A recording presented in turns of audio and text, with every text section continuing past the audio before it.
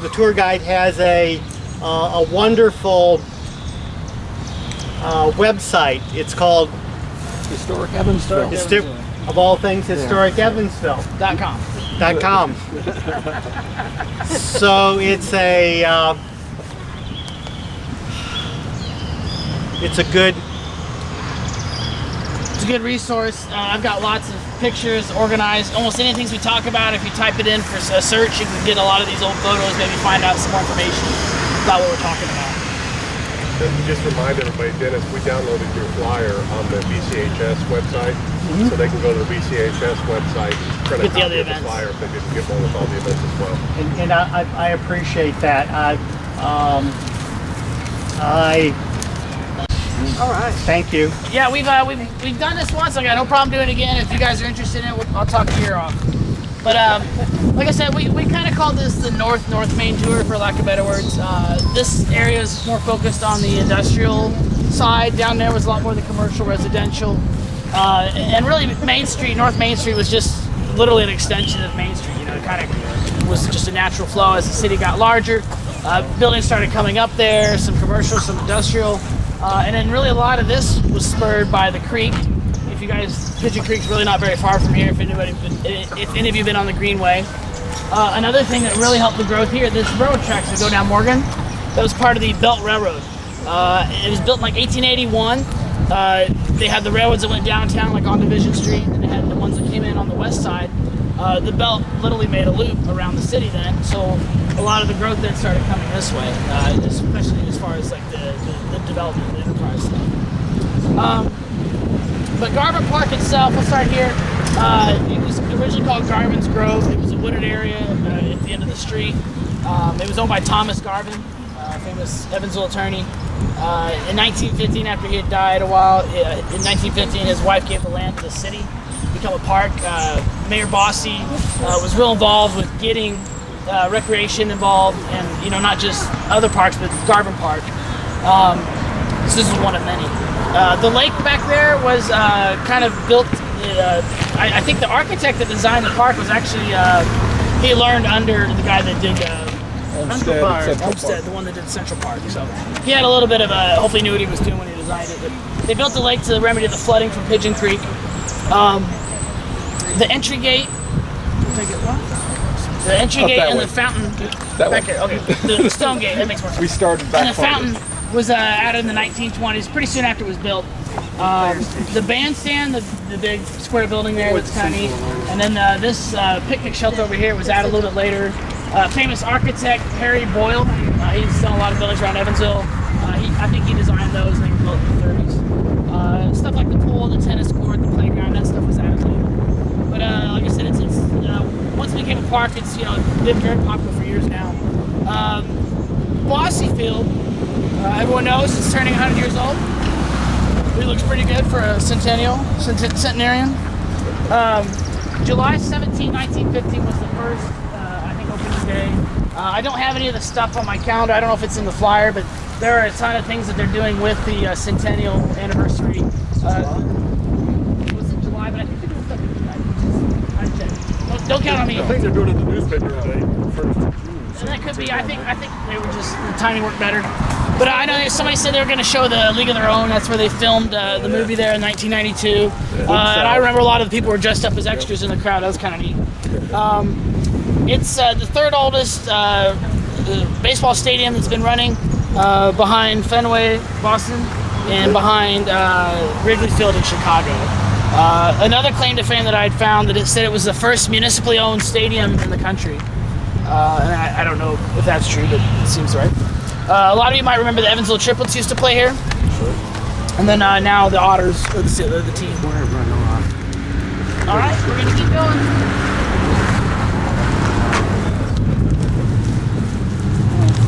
Okay. It took us an hour round trip. It was pretty easy pace. We'll do lots of stopping. So if you need to leave, don't hesitate to head back. But we're not going too crazy. One thing I did forget to mention, because we kind of started a little bit farther up, Bossy Field actually was originally like a frame structure. It was made out of wood. What you saw there was like a 1930s incarnation, and they redid it in brick. And if you look, there's a little bit of like art deco or like art modern stonework in there that you can really it comes to life if you look at it. So again, we're on the Belt Railroad. That's what I was talking about earlier. You can see here these spurs. A lot of these businesses, they would have spurs into their building to bring their truckloads and stuff, and that's how the business would do so well. Does anybody recall what was over here in this corner? Yeah, I do. Stockyards. Stockyards. Yeah, I know we got it last time. I was told it was quite smelly. Oh, yeah. And they said that there was always stories of animals getting loose. But the stockyards were people would bring their cattle in for trade, and they literally had a bunch of animals there just waiting to be sold. It dated back to at least the 1880s, if not older. I was told that it was actually even farther downtown, and they pushed it out here probably to get the smell away from downtown. They used to walk the animals up Main Street from the river. Yeah, that's right. I heard Because that. you had the little, not just the cows, but the herds of hogs and stuff too. I can imagine. And the actual property stretched from here all the way, from Morgan all the way to Louisiana Street. It was quite a lot of space that they had. At the corner of Louisiana Street, I don't know if anyone recalls, there was a big stone building or brick building. It was like a second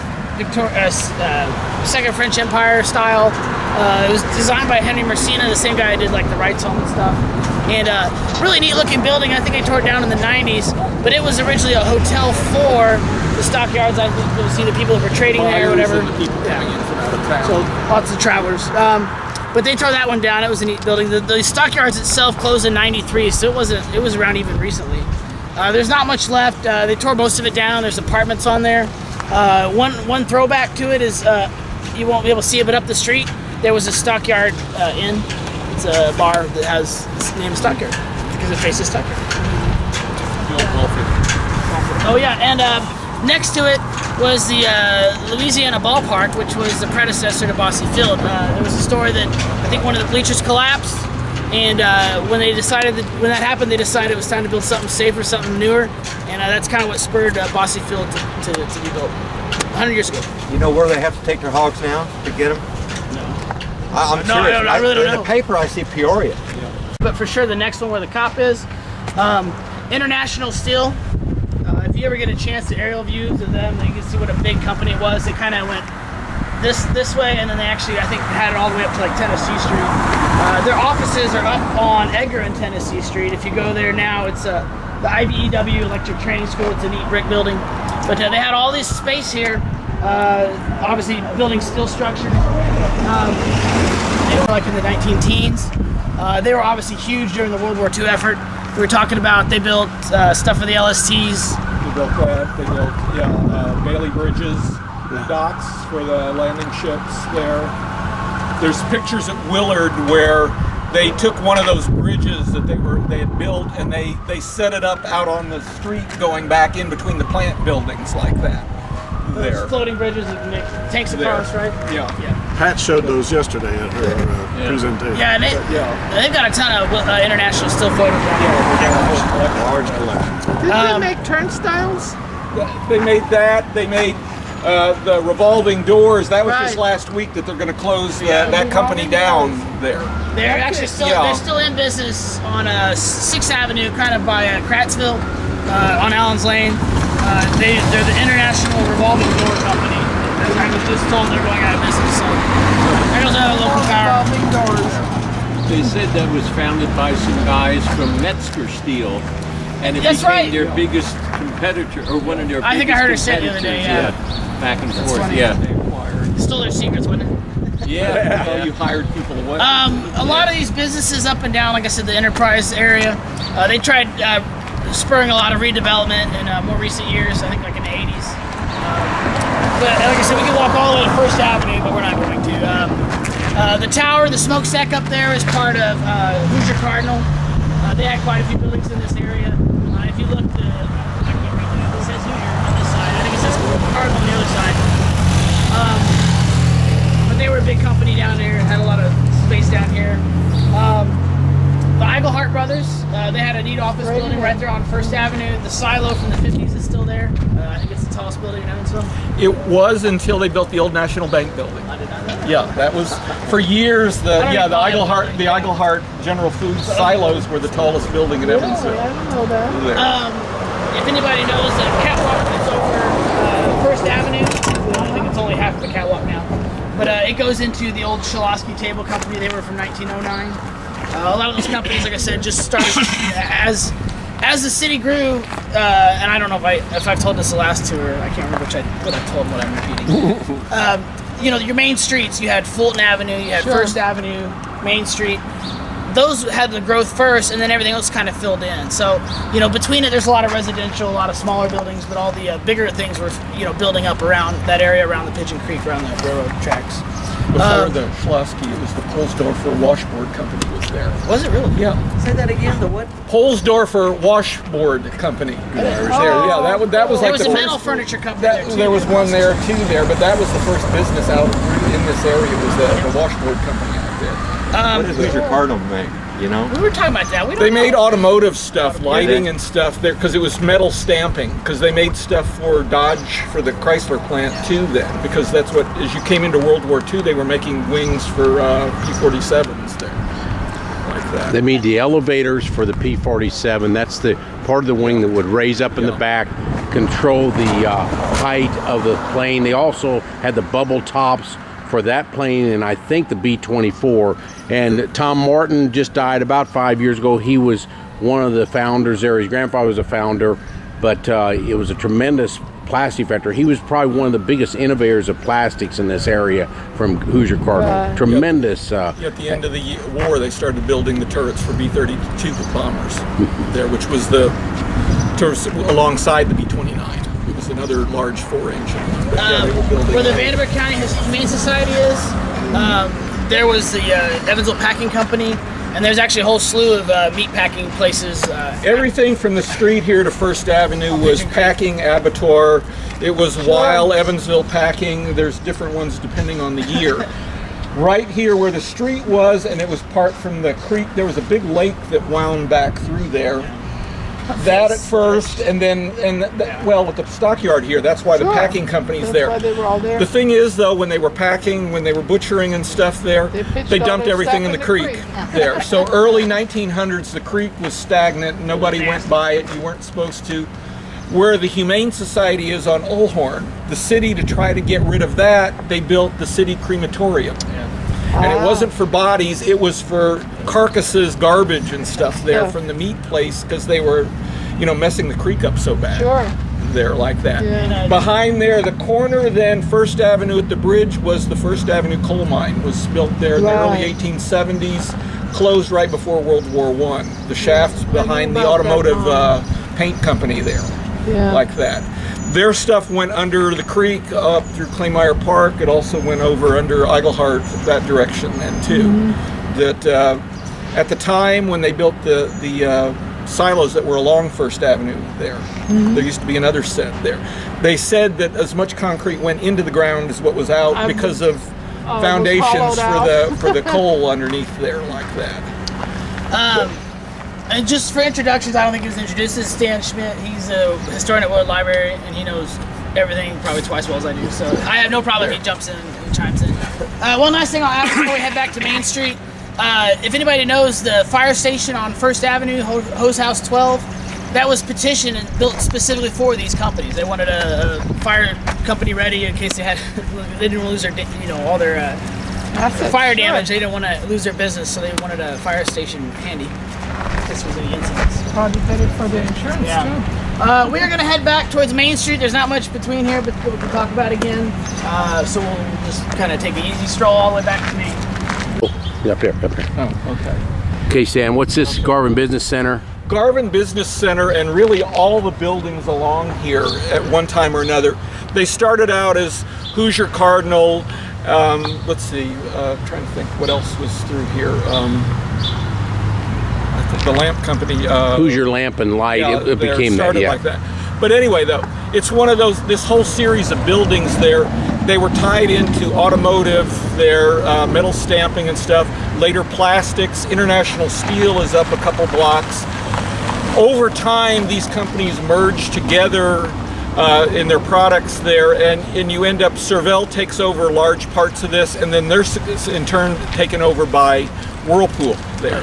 So you got that at one time there later, and really I guess into the 70s there, most of the buildings along here were also Whirlpool plants, along with the one on Highway 41. And this is Sunbeam here, because Sunbeam helped in World War II a tremendous amount. Sunbeam, Cardinal, and that's what I say, depending on what year you're talking about along here, the buildings changed there.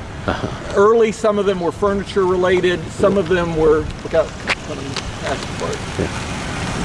Furniture related, and then other, okay. There actually were 2 gas stations at the corner of Main and Eichel. I think it was on this corner, I don't know for sure. But it's hard to say which one they were talking about when they would say the gas station at Main and Eichel. So pretty certain this was Fisher Brothers. The Pride Brothers had a filling station here too. It later became Lincoln Oil Station. It was also a golf station. I think an Amoco. It was probably every gas station it's been. Interestingly enough, this one has been a service station almost all its life. Most things kind of get repurposed, but it's been a service station. I talked to the gentleman. Singleton owned it for a while, and his son was trying to buy it and was getting some history on it. I think we found a picture from like the 1950s. But it's kind of a neat building. It's got the bay out here. It's a stucco with brick. One thing that's kind of neat, we were trying to figure these out earlier, they have the crosses in the stucco, which I'm fairly certain original. You can see the gutters actually blocking the two there. I don't know, it's kind of neat.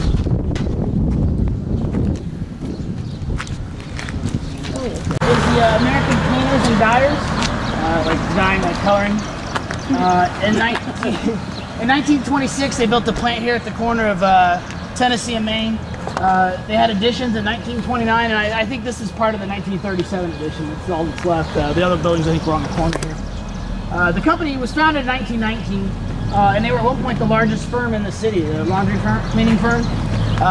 One of the old auto buildings down on Main Street, like the 1000 block, kind of near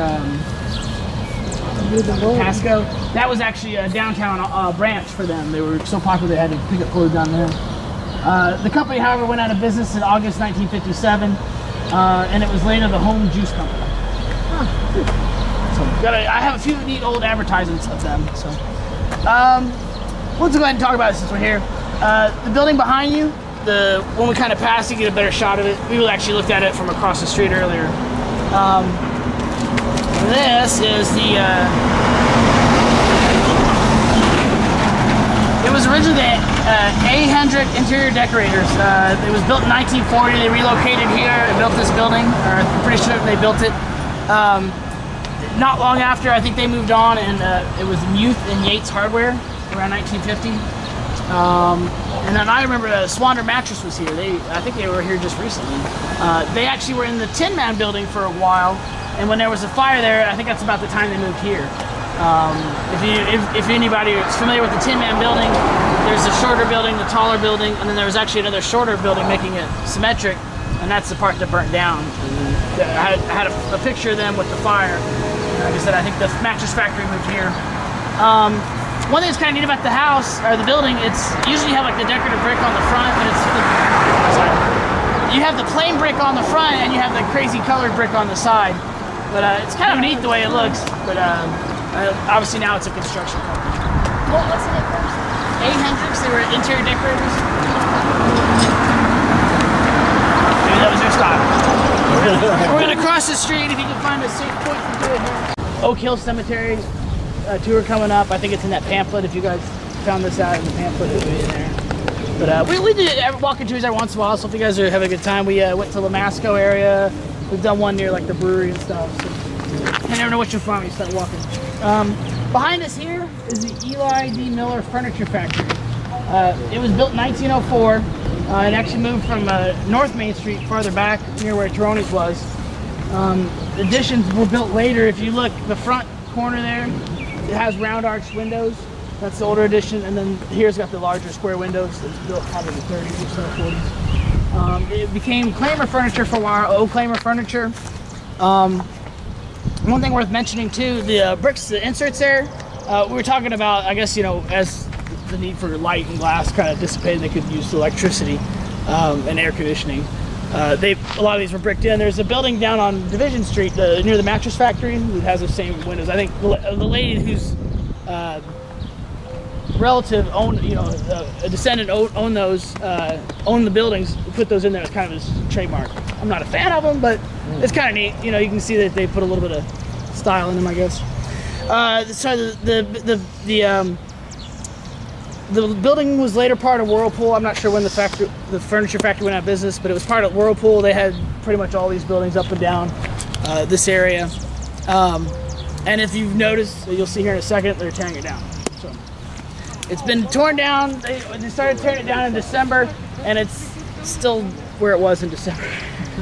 So you'll see. This is the Claimer building getting torn down.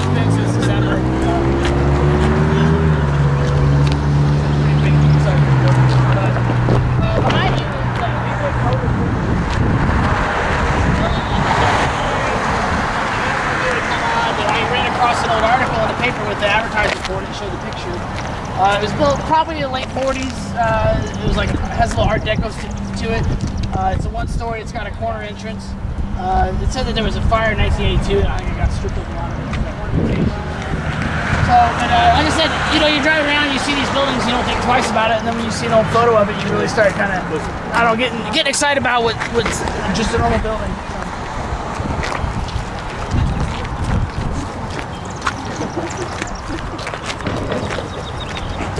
Art glasses in it. They're going to show the movie in the park or in the stadium. If you get a chance, you can see it several times in the shot. Someone said they might have had awnings, but I'm not sure if they did or not. Bonus points if anyone can remember what this building was originally. It was a Never Split company, Never Split seat company. They made toilet seats, and their claim to fame was a toilet that would never split. I think it had a 10-year warranty on it, was what one of the ads said. But You mean never's only 10 years? yeah, I know, right? They also had a railroad spur. You can kind of see here Morgan Avenue is the thick of the traffic coming in. I think it goes even not much farther. It's Garvin, and the Fallis Caster and all of that stuff was there. But the Never Split Seat Company in 1909 is when it was built. In 1944, around then, it was Hoosier Cardinal. We talked about them. They had a lot of places, so I get confused, honestly, where they are at times. I think similar to Whirlpool, they just had a lot of real estate around it. In the 1960s, it was SS&S Manufacturing, and then later it was Fiberfill. They were here, and then I think they moved out in the 70s. And I think Crawford Door's been here since then, maybe even in the 80s, but Crawford Door's been here for a while. And as I said, it's in the background of a lot of the shots from the movie. Faultless Cancer made toilets, so did the people at Faultless did they overlap? Did Faultless make toilets? I thought they made wheels, casters for the furniture. Who made the toilet? Somebody. There's Sanitary Pottery that did one. There's quite a few pottery places that did it. Telford Pottery. Bettinger and Kellogg was pretty big in some of that.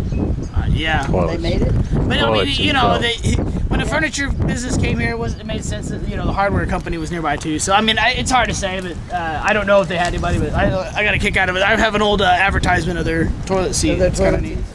Yeah.